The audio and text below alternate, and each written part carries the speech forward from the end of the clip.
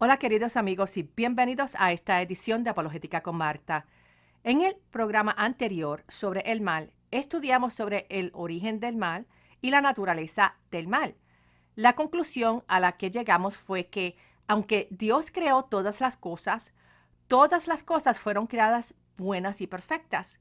Sin embargo, el mal es como un parásito que le quita la integridad a lo que originalmente es creado bueno y perfecto. El libre albedrío es algo bueno, pero cuando es usado inapropiadamente y es usado de manera opuesta al carácter benevolente de Dios, es bien destructivo y trae malas consecuencias.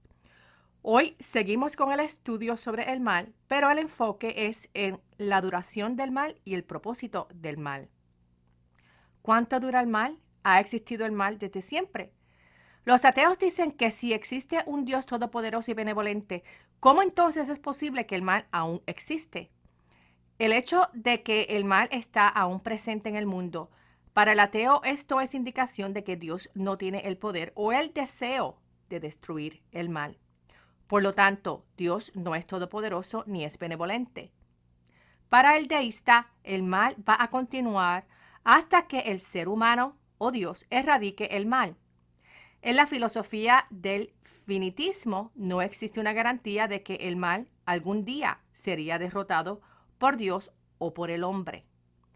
Para el ateo, el mal va a continuar indefinidamente o hasta que el ser humano resuelva los problemas mediante la educación, la ciencia y el desarrollo humano. El politeísta, quien cree en muchos dioses, dice que el mal va a durar de manera indefinida, ya que ni los dioses ni el hombre poseen poder absoluto para completamente erradicar el mal. En el panteísmo, el mal no tiene una existencia fuera de la mente y el mal va a permanecer hasta que las personas cambien su percepción del mal. La filosofía del curso en milagros, que ha sido promovida por Oprah, se basa en estas ideas del panteísmo y para ellos el mal es simplemente una manera incorrecta en cómo ver la realidad. Y dentro del panenteísmo, el mal va a durar para siempre, ya que la creatividad de Dios tiene un potencial infinito. En el teísmo cristiano, ya Dios ha derrotado el mal judicialmente o legalmente y ya tiene determinado para en un futuro derrotar todo el mal en forma práctica, en donde estará completamente erradicado. Romanos 8, verso 1 dice que no hay ninguna condenación para los que están unidos a Cristo Jesús, los que no andan conforme a la carne, sino conforme al Espíritu. Este es el mal judicial o legal en la persona y que ya ha sido un mal derrotado por la sangre de Cristo. Como notaron, aquí mencioné el teísmo cristiano. Hago la especificación porque en el teísmo judío o en el teísmo islámico, el concepto de quién es Dios y el concepto de salvación es diferente a la revelación bíblica cristiana. Por lo tanto, cuando hablo en esta serie sobre la cosmovisión del teísmo, me estoy refiriendo específicamente al teísmo cristiano. Como aprendimos previamente, el mal es un derivado de algo bueno que Dios hizo con libre albedrío. Dios es el único ser eterno que ha existido por siempre. Dios no tiene principio ni tiene fin. Pero Dios creó a los ángeles con libre albedrío antes de crear a la humanidad con libre albedrío. En Job 38, verso 7 dice que los seres celestiales se regocijaban en la creación de Dios. Por lo tanto, antes de que los seres humanos fuesen creados, ya existía la posibilidad del mal, mediante los ángeles creados antes de los humanos y que poseen libre albedrío. Luego, cuando Adán y Eva fueron creados con libre albedrío, en ese momento entró la posibilidad de que existiera el mal en la tierra. Ahora, nota cómo el argumento del ateo ataca el atributo metafísico de omnipotencia y el atributo moral de benevolencia de Dios cuando dice que Dios no puede o que no desea derrotar el mal. Pero como vimos en el estudio anterior sobre los atributos de Dios, Dios posee todo poder y benevolencia. Dios va a derrotar completamente el mal en el futuro. El hecho de que el mal aún no ha sido erradicado hoy no significa necesariamente que nunca va a ser derrotado. Dios derrotó el mal en cuanto a que nos ha establecido espiritualmente y legalmente en Cristo. Aunque aún en el día de hoy podemos continuar sufriendo físicamente, aún hasta la muerte, por el mal que otras personas hacen en contra de uno. Espiritualmente, un cristiano ya está separado, apartado y sellado para no sufrir el castigo eterno de la justicia eterna de Dios. Las garras del mal ya no tienen poder sobre el espíritu ni el cuerpo físico del cristiano, porque ya el cristiano tiene salvación espiritual y tiene la promesa de una resurrección física. Por eso, el apóstol Pablo escribió en 1 Corintios 15, versos 53 al 57 lo siguiente. Y dice, porque es necesario que lo corruptible se vista de incorrupción y lo mortal se vista de inmortalidad. Y cuando esto que es corruptible se haya vestido de incorrupción y esto que es mortal se haya vestido de inmortalidad, entonces se cumplirá la palabra escrita. Devorada será la muerte por la victoria. ¿Dónde está, oh tu muerte, tu aguijón? ¿Dónde, oh sepulcro, tu victoria? Porque el pecado es el aguijón de la muerte y la ley es la que da poder al pecado. Pero gracias sean dadas a Dios de que nos da la victoria por medio de nuestro Señor Jesucristo. Todo el mal que lleva a la muerte física ya ha sido derrotado y la prueba la tenemos en la resurrección de Jesús. Por lo tanto, ya Dios derrotó el mal cuando nos estableció en Cristo y va a derrotar el mal que aún vemos hoy día en su segundo regreso. ¿Y cuán cerca estamos de su segundo regreso? Nadie sabe con exactitud, pero sí sabemos que es posible que suceda en nuestra generación. Una vez que Israel regresó a ser una nación independiente en el 1948, el reloj del regreso de Cristo comenzó a hacer tic-toc, tic-toc, y es posible que nuestra generación sea aquella que experimente el rapto de la iglesia antes de la gran tribulación. Otra cosa en la que debemos de pensar, queremos que Dios erradique el mal hoy, en este instante. Pero ¿qué sucedería de ser así? Dios tendría que destruir a muchos seres humanos que aún no se han arrepentido de sus pecados y que están perdidos. Si Dios hubiese erradicado el mal antes del 1999, yo no estuviese aquí disfrutando de mi Salvador Jesús mediante el Espíritu Santo, ni hablando en la radio de sus maravillas. Aún hay personas perdidas que van a recibir la salvación y solo Dios sabe el día que se cumpla el número de las personas que Él sabe que van a recibir a Cristo como su Salvador. Segunda de Pedro 3:9 dice que el Señor no se tarda para cumplir su promesa, como algunos piensan, sino que nos tiene paciencia y no quiere que ninguno se pierda, sino que todos se vuelvan a Él. Por lo tanto, aunque a veces deseamos que ya Jesús regrese y le ponga fin a todo el mal que experimentamos, aún hay personas que se van a arrepentir en medio de este gran mal y sufrimiento y que van a recibir la salvación a la vida eterna. Otro argumento que los ateos presentan en contra de Dios se relaciona con la voluntad de Dios y la existencia del mal. Ellos indican que si Dios determina todas las cosas, es entonces su voluntad que determina todas las cosas, incluyendo el mal. Pero si Dios determina el mal, entonces Dios es malvado. Por otro lado, si Dios no determina todas las cosas, incluyendo el mal, entonces Él no está en control de todo el universo. Por lo tanto, ellos llegan a la conclusión de que Dios debe de determinar el mal. Sin embargo, de acuerdo al teólogo Tomás Aquinas, Dios puede determinar las cosas al menos en dos maneras. Primero, Dios puede determinar que algunas cosas ocurran necesariamente. O sea, que las cosas ocurran por necesidad y no existe elección a no ocurrir. Un ejemplo es la propia existencia de Dios. La existencia de Dios es necesaria y no existe posibilidad a que Él no exista. Segundo, Dios determina que otras cosas ocurran condicionalmente, o sea, por elección libre. Y un ejemplo es nuestras acciones, ya sean buenas o malas. Por lo tanto, son los seres humanos quienes deben de ser exaltados o que deben de ser hechos culpables y responsables por los efectos que fluyen de sus decisiones, ya que Dios no desea que el mal ocurra o no ocurra. Más bien, Dios solamente determina el permitir que el mal ocurra. Y como hemos visto, la posibilidad de que el mal ocurra es actualizada cuando un ser libre toma decisiones moralmente deplorables. Dios ha permitido que el mal ocurra, pero fíjate que no puede haber un propósito para el mal a menos que exista un propósito en la vida. El propósito del mal es conducirnos a la redención y al crecimiento espiritual.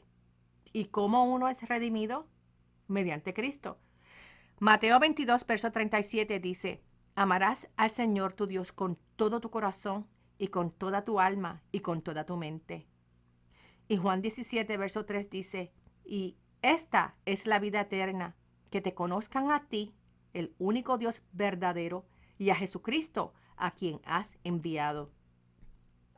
Fuimos creados para tener una relación personal con Dios, pero al desviarnos en pecado, las mismas consecuencias del pecado son un mal que ahora sufrimos, pero que ese mismo mal nos puede abrir los ojos y ayudarnos a ver unas realidades que no percibimos mientras vivimos solamente en el placer de la vida. Típicamente es a través del dolor y de la angustia que crecemos espiritualmente. Bien raramente encontramos a alguien que su crecimiento espiritual haya sido mediante el placer. Yo personalmente nunca he conocido a un ser que haya crecido espiritualmente solo mediante el placer. Siempre ha sido a través de pruebas, de dificultades, de angustias y de sufrimiento, que nos fuerzan a darle cara a esas realidades espirituales que la comodidad material y el placer no nos permite ver. Fíjate que a veces la redención y el crecimiento solo se puede lograr mediante el mal y las pruebas. No se puede obtener valentía si el peligro no existe. Uno no puede crecer en perseverancia sin enfrentar obstáculos. Uno no puede crecer en compasión sin el sufrimiento. Uno no crece en paciencia sin tribulación. Uno no desarrolla su carácter sin adversidad. Y uno no aumenta en la fe sin pasar necesidad.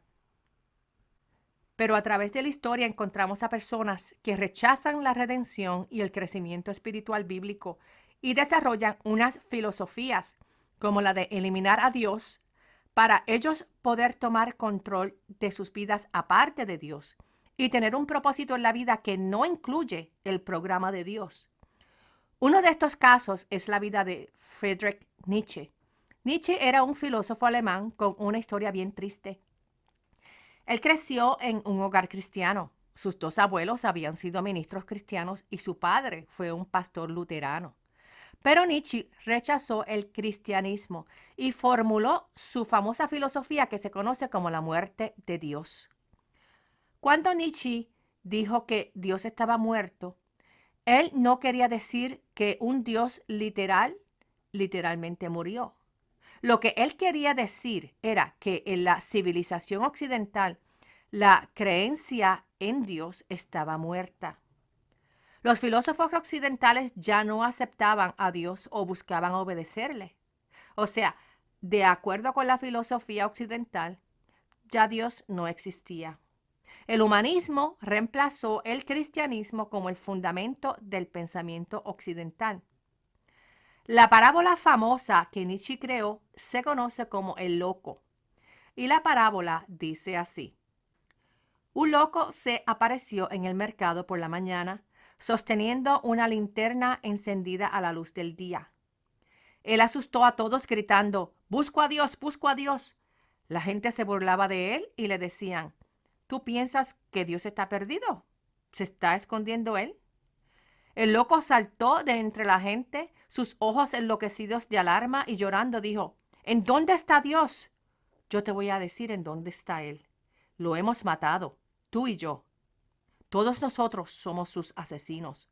Nos hemos separado de Dios como si pensáramos que habíamos desencadenado la tierra del sol y estamos tambaleándonos fuera de control, lanzándonos hacia atrás, hacia los lados, hacia adelante, en todas direcciones. Nos estamos volviendo fríos, oscuros y vacíos. ¿No lo sientes? Entonces Nietzsche hizo una pregunta profunda.